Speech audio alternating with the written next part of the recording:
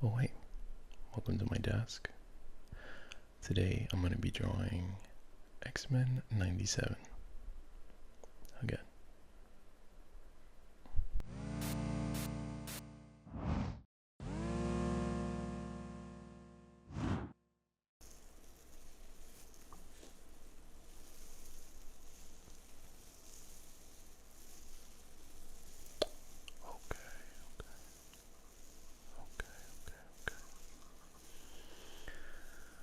Alright, so I know that I already did a video about X-Men 97 not too long ago. But now that season 2 is over, I kind of wanted an excuse to talk about it some more.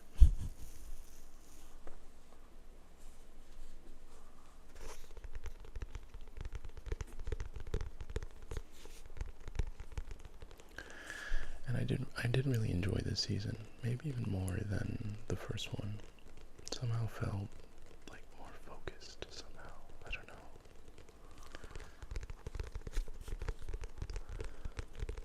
Not as crazy. But I went ahead and I picked out five different mutants that I'm going to draw today. And I'm going to start with Colossus.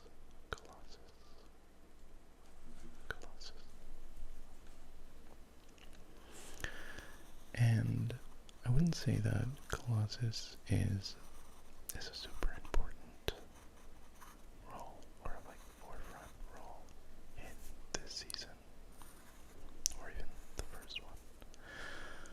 But I did want to go ahead and try to draw him because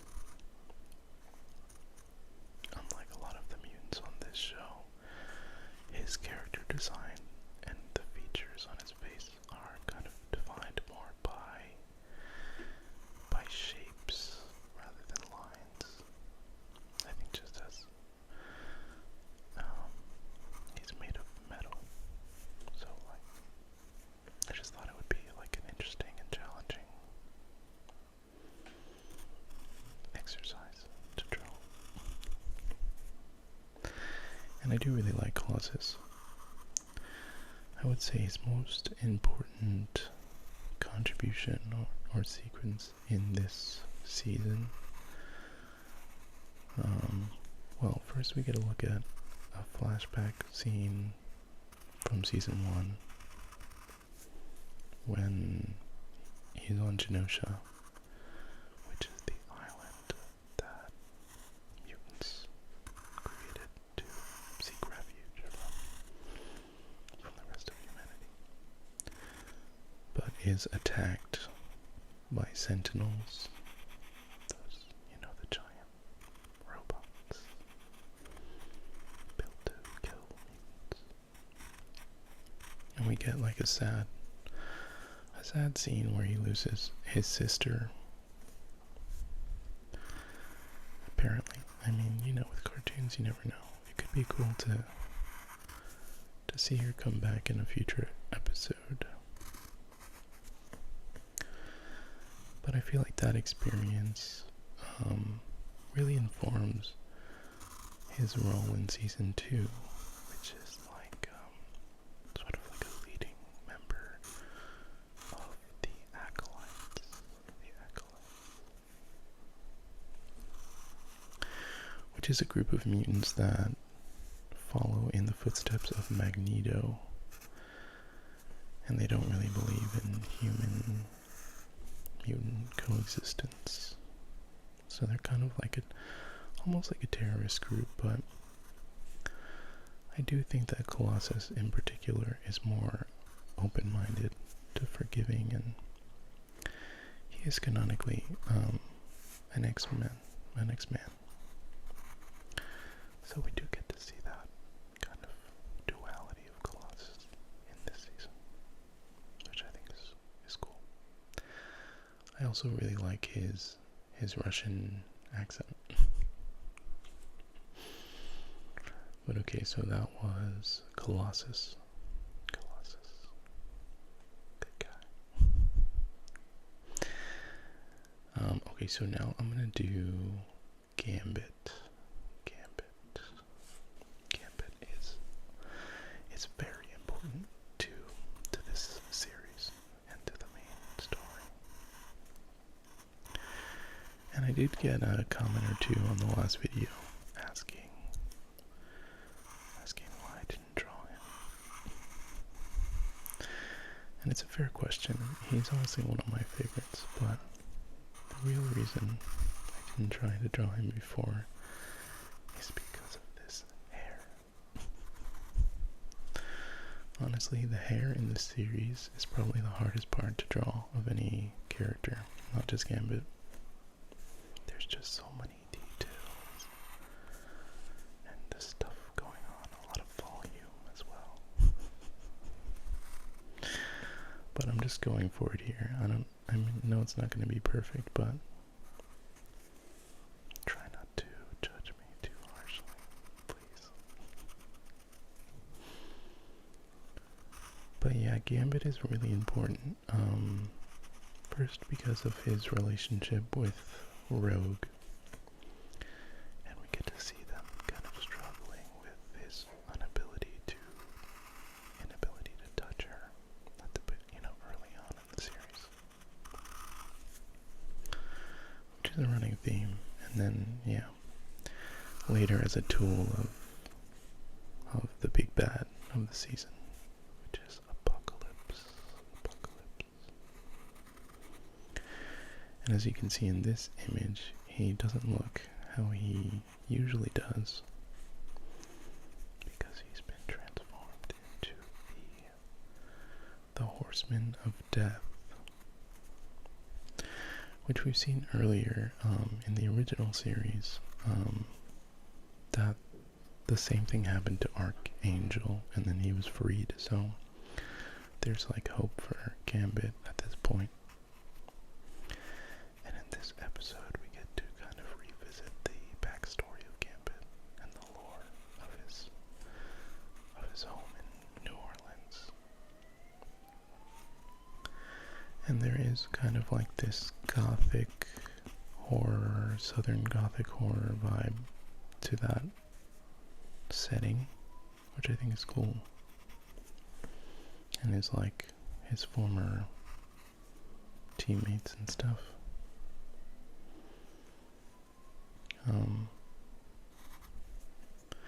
And then later in the finale, he kind of returns to himself, and there's maybe like one of the coolest action sequences of the entire season, in my opinion, with Gambit fighting a bunch of different mutants from X-Force and X-Factor. I keep getting confused. And honestly, I'm not totally sure I understand the full scope of Gambit's powers.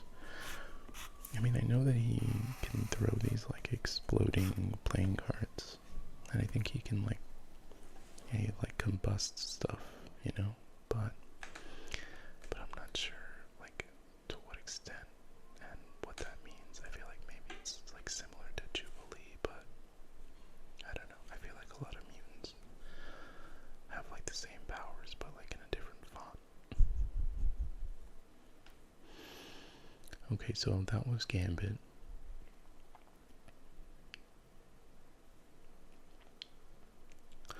And now I'm gonna draw Nightcrawler.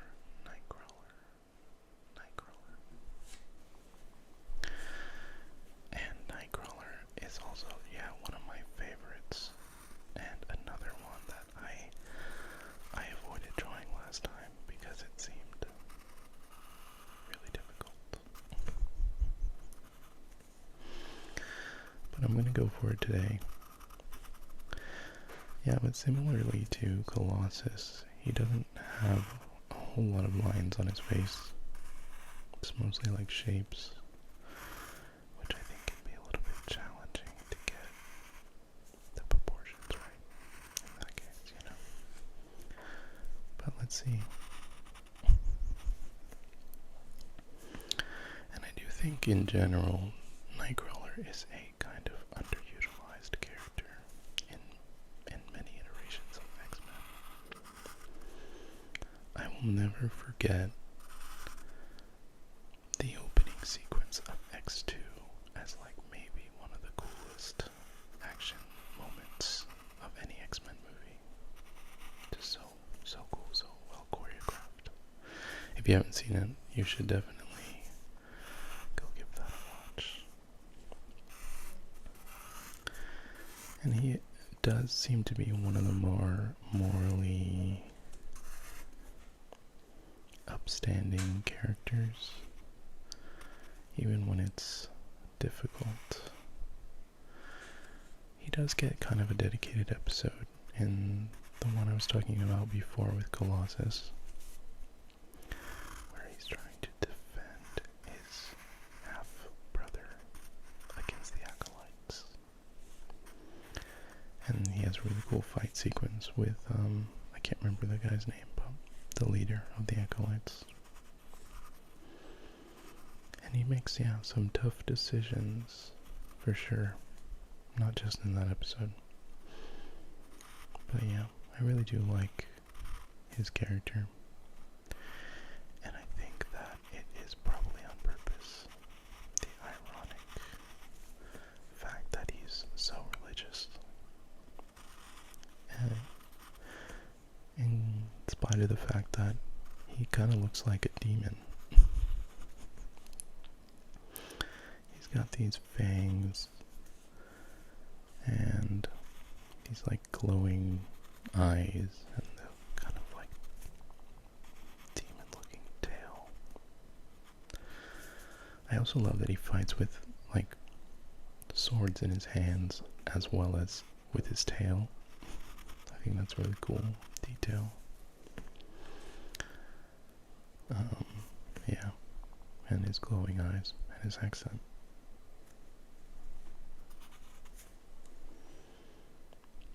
Yeah, but I really like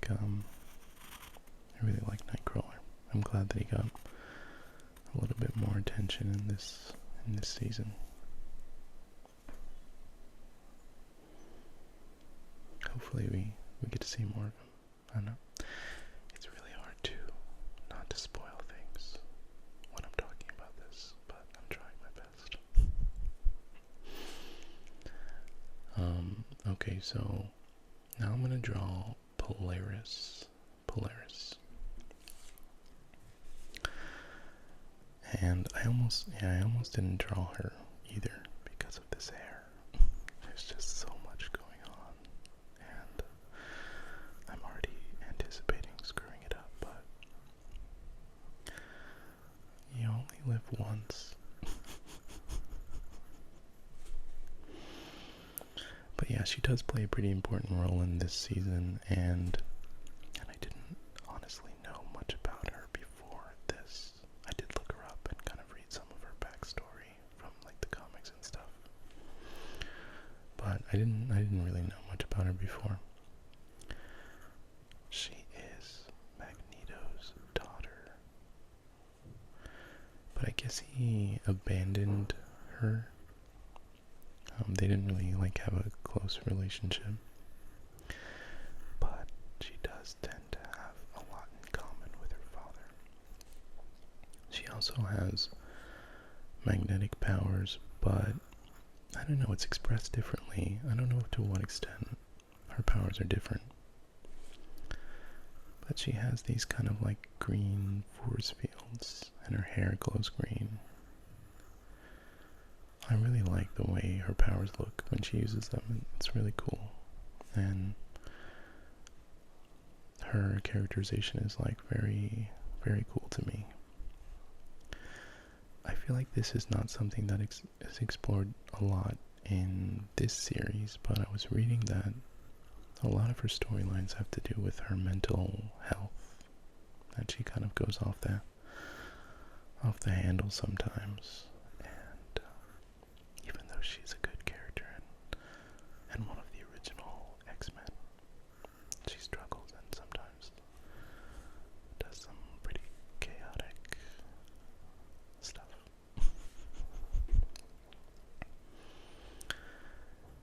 And she does work initially for X Factor. can't remember which one. The government sanctioned one. But then she switches sides to work for the X-Men again, which is good. And she kind of has this will they, won't they moment with Bishop, who is another really cool character.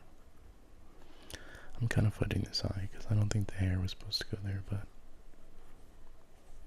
whatever. Let's move on.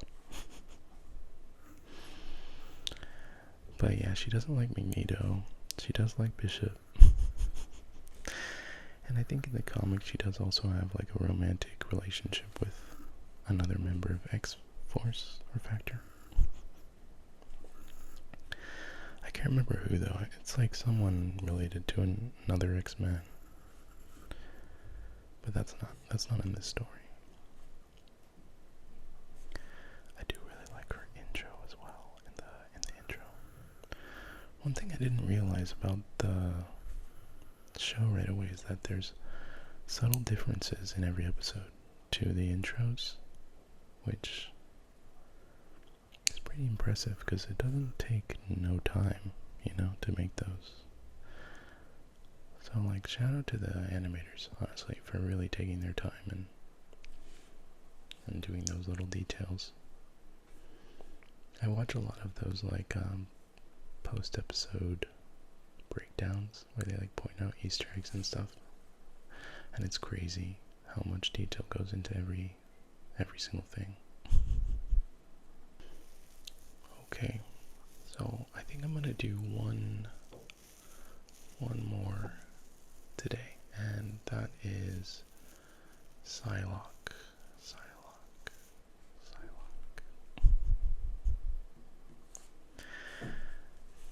Psylocke is definitely not a huge role in this season or in the story, but I just think she's cool. And she does have some pretty important moments in the finale, fighting like Gambit and stuff. She's working with Cable in X-Force, and there's kind of like, even though everyone wants to defeat Apocalypse, they're just going about it in different ways. And Psylocke seems to be a little bit like kind of a mercenary role, like mostly out for herself. So I don't know, I feel like she's neither good nor bad, but she does have really cool powers and a really cool look to her, in my opinion. And I think that she was portrayed in the movies maybe by Olivia Munn. I don't know, I haven't seen those movies, but I did see Olivia Munn with a purple sword in a couple clips online, so I just assumed that was Psylocke. And I do really think she has this like kind of no-nonsense look about her, and super strong. I like her fit and her sword. But I think the coolest thing about Psylocke is her ability to sense other mutants and their powers. I think that seems pretty useful in the world of X-Men. But yeah, speaking of the finale, I do think it was maybe my favorite episode of the season. I really liked the way that it was wrapped up, It may have been a tad bit rushed in some spots, but I do think that they were able to kind of wrap up the storylines of season 2 while also sufficiently kind of hyping up season 3, which I think is really cool. I was really excited about that post-credit scene at the end. I won't say what it is, but I thought it was really cool. And there are some really sad moments, but I feel like, you never know with cartoons, things can change, so I'm not gonna be too bummed about anything that happened just yet. But yeah, the action sequences, like I mentioned with Gambit, were super cool. There's a scene with Rogue at the spaceship or whatever that really made me cringe, but like in a really cool way. In general, I do feel like the show is very grounded, even though it has like these kind of fantastical moments, you know? It doesn't feel like out of like nowhere, you know? Things feel like they're really happening, you know? Which I think is cool. You know, not every show can do. But yeah, anyways, so that was Psylocke. And that was the last one.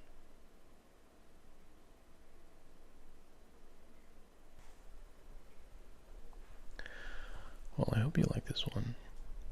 Let me know in the comments if you watched this season of X-Men and what you thought.